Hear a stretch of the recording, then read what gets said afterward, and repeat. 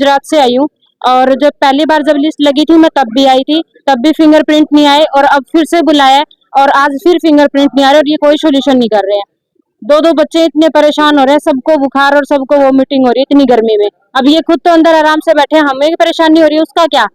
या तो इन्होंने हमें आज बुलाया क्यों 8 और 9 तारीख को, जब बुलाया तो इन्होंने ये क्यों नहीं सोचा पहले कि जिनकी नहीं होगी बायोमेट्रिक, जिनका फिंगरप्रिंट नहीं आएगा, उनका समाधान क्या है, पहले से सोच के रखना चाहिए ना। अब जब इतने बच्चे बुला लिए इन्होंने, तभी ये सोचेंगे कि अब इनका क्या समाधान करना है, और अब भी कुछ नहीं कर रहे, कह रहे अपना अंगूठा लगा दो, ये लेटर लिख दो, वो एप्लीकेशन लिख दो और जाओ।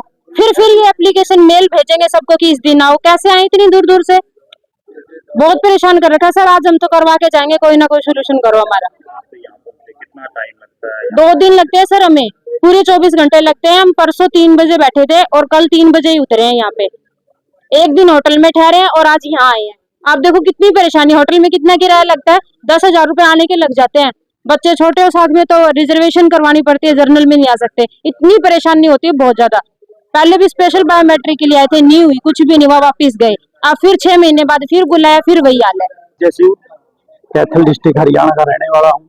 जो एक्सटेट 2025 का रिजल्ट जो नवंबर में डिक्लेयर किया गया था, 24 का जो था जो, और 3000 बच्चे ऐसे रह गए थे जो बिना बायोमेट्रिक के थे, जिसका रिजल्ट डिक्लेयर नहीं हुआ था बोर्ड से। ऐसा 1 हफ्ता का समय पहले दिया गया था। बायोमेट्रिक होने के बाद जिसका बायोमेट्रिक हो गया, उनका रिजल्ट डिक्लेयर कर दिया बोर्ड ने। फिर उसमें से 3000 बच्चे बचे थे, उनको 6 महीने के बाद आज समय दिया गया है। हाँ, तो आज समय जब 2 दिन का दिया गया, बोर्ड की साइट पे डाला गया कि 8 और 9 तारीख को अंतिम बार है, उसके बाद नहीं है। सभी को मेल भी आई है बच्चों को। अब भी उनमें से आज 8 तारीख की डेट में इतने बच्चे हैं, कुछ परली साइड बैठे हैं जिसकी बायोमेट्रिक नहीं हुई। ठीक है, बहुत से बच्चे ऐसे हैं जो गुजरात से भी बायोमेट्रिक के लिए आए। ऐसा नहीं है एक बार आए हो, कम से कम 10 बार आ चुके हैं। हमारी चेयरमैन साहब से, सेक्रेटरी साहब से एक रिक्वेस्ट है कि वो इन बच्चों की बायोमेट्रिक या तो आधार कार्ड वाले को बुला ले, हम उनसे करवाए, या जो बच्चा वीडियोग्राफी जो बच्चे की हुई थी, सेंटर में आया था पेपर देने, उससे करवा ले, या जो फिंगरप्रिंट बच्चे के हैं उनसे उठाए, या जो सिग्नेचर करे उनसे उठाए, या आईज से उठाए, किसी भी तरीके से उठा करके इन बच्चों का समाधान किया जाए। जब तक ये समाधान नहीं होगा, हम यहाँ से नहीं उठने वाले। तो अभी क्या करें, क्यों बायोमेट्रिक नहीं हो पा रही? ये प्रशासन का फेलियर है। प्रशासन का नुमाइंदा भी हमारे पास आया था, वो कह रहे हैं कि हमें ये परफॉर्मेंस ये वर्क दे दो, उसके बाद हम रिजल्ट डिक्लेयर कर देंगे, हम देखेंगे, हम शायद हम देखेंगे, फिर हम बताएंगे। आप एक बात बताइए, जितने बच्चे आज बैठे हैं, आज 8 तारीख है, 5 तारीख और 4 और 5 तारीख की जुलाई की इन्होंने अगला एक्सटेट की डेट दे दी है। अब बच्चा उसकी तैयारी करे, यहाँ बोर्ड में धक्के खाए, ये बताइए। एक बच्चा एक्सटेट की फीस 1000 और 2000 रुपए भरता है, दोनों की, तीनों की 3000 रुपए भरता है। फिर वो बोर्ड में पेपर देने के लिए 1000 रुपए का किराया लगा करके कमरे लेकर के आता है, और फिर 10-10 चक्कर बोर्ड के काटता है। बच्चे का क्या कसूर है, आप मुझे ये बात बताइए। आगे क्या कदम उठाया जाएगा? हम जब तक रिजल्ट डिक्लेयर नहीं होगा, हम यहीं बैठे हैं, शांतिपूर्ण तरीके से बैठे हैं।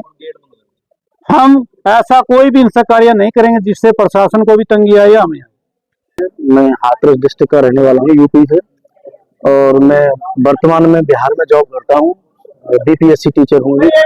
तो क्योंकि वो अपने स्टेट से काफी दूर है, तो मैं चाहता था हरियाणा में शायद हो जाए, तो मैंने यूपी टेक, ये हरियाणा टेक दिया था 2025 में। ये 24 में फॉर्म निकले थे, 25 में एग्जाम हुआ था। तो बायोमेट्रिक इन्होंने ली वहाँ, लेकिन ये दोबारा और करवाते हैं वेरिफिकेशन के लिए। तो इन्होंने कुछ महीने बाद वेरिफिकेशन दोबारा करवाई, 2 दिन मैंने वेरिफिकेशन दी, तो मेरा हुआ नहीं वहाँ बायोमेट्रिक मेरा। फिर इन्होंने नवंबर के महीने में दोबारा से बुलाया, तो मैं 3 दिन यहाँ आया दोबारा से, तो उन्होंने एक एप्लीकेशन लिखवा दी बायोमेट्रिक मेरी, फिर भी नहीं हुई। अब इनका मैसेज आया कि 11-12 को 8-9 तारीख को जून में फिर होगी, तो मैं 8 तारीख को अभी आया हूँ, अभी भी नहीं हुई है। तो ये ना तो ये बता रहे हैं कि ये अब आज के बाद कभी बुलाएंगे या नहीं बुलाएंगे। अब इनका मतलब ये है कि कुछ स्पष्ट नहीं बोल रहे हैं, तो इसका मतलब आगे भी बुलाएंगे। कब तक बुलाते रहेंगे और आदमी कब तक आता रहेगा? मेरा किराया लगभग दोनों तरफ से, जब मैं बिहार से आता हूँ, क्योंकि जॉब कर रहा हूँ, तो मुझे सीएल भी लेनी पड़ती है, तो समस्या बहुत आती है, किराया भी 5-6 हजार रुपये खर्च हो जाता है, तो ये बहुत ही समस्या आ रही है। मैं चाहता हूँ आज यहाँ से कुछ न कुछ सॉल्यूशन, कुछ क्या सॉल्यूशन पूरा ही होना चाहिए। मतलब ये अब मैं आना नहीं चाहता, ये रेंट महीने भर में दे दें चाहे 2 महीने में दे दें, लेकिन रेंट दे दें, अब बुलाएं ना, बस इतनी रिक्वेस्ट है। कैंडिडेट्स ऐसे थे कि जिनका बायोमेट्रिक डेटा उस दिन कैप्चर नहीं हुआ था। काफ़ी जगह जैसे बारिश का इशू था तो उनका बायोमेट्रिक का जो भी थंब इम्प्रेशन वगैरह लिया गया था वो अब मैच नहीं हो रहा, या कईयों ने जो थंब इम्प्रेशन दिया है वो पूरा का पूरा इंक में है, मतलब उसमें ग्रूव्स नहीं दिख रहे हैं फिंगर्स के। तो उसके लिए हमारे पास दूसरा तरीका भी है, हमारे पास वीडियो रिकॉर्ड्स उपलब्ध हैं। वीडियो रिकॉर्ड से हम उस कैंडिडेट का फेस देख सकते हैं और उसकी फोटो से मिलान कर सकते हैं और उनका रिजल्ट डिक्लेयर कर सकते हैं। ये इनको लास्ट अपॉर्चुनिटी दी गई थी बोर्ड के खर्चे पे, पहले भी 2 अपॉर्चुनिटीज दी जा चुकी हैं जो लास्ट वाली नवंबर में थी, तो अभी 3rd अपॉर्चुनिटी दी जा रही है, जिसको भी अब उसके बाद अगर किसी को कोई इशू रहता है और वो इन सारी डेट्स पे प्रेजेंट हुआ है, उनसे हम फाइन नहीं चार्ज करेंगे। पर अगर मान लीजिए किसी का RLB था रिजल्ट और 3 अपॉर्चुनिटीज पे वो नहीं आया था, उससे बोर्ड 10,000 रुपये हर्जाना लेगा, और वो हमेशा से प्रथा रही है, ऐसे लिया जाता है। हमेशा से 2 ही अपॉर्चुनिटीज दी जाती हैं, इस बार हमने 3rd अपॉर्चुनिटी भी दी। तो आज जो इन अभ्यर्थियों ने प्रदर्शन किया उसके बाद क्या आश्वासन दिया गया है आपके? बेसिकली जिनका आज RLB मैच हो जाएगा उनका रिजल्ट लाइव हो जाएगा, ठीक है, और जिनका नहीं हुआ है, जिनका हमें फॉरेंसिक लैब में भेजना पड़ेगा करनाल में, वहाँ पे हम लैब में उस रिजल्ट को भेजेंगे और उनके डेटा को भेजेंगे, और उसके बाद फिर वहाँ से जो डिसीजन आता है उसके अकॉर्डिंग ही करवाएंगे। सर ये जो खामियां आई हैं ये जिस एजेंसी ने पेपर कंडक्ट हमने उस एजेंसी को अभी तो कोई पेमेंट नहीं करी है, ठीक है। तो वैसे बायोमेट्रिक आप किसी भी तरीके से कराएं, चाहे आप फिंगरप्रिंट से कराएं, आपने देखा होगा आधार में भी वृद्ध लोगों के कई बार फिंगरप्रिंट्स नहीं मिलते हैं, स्कैनर की क्वालिटी पे भी डिपेंड करता है।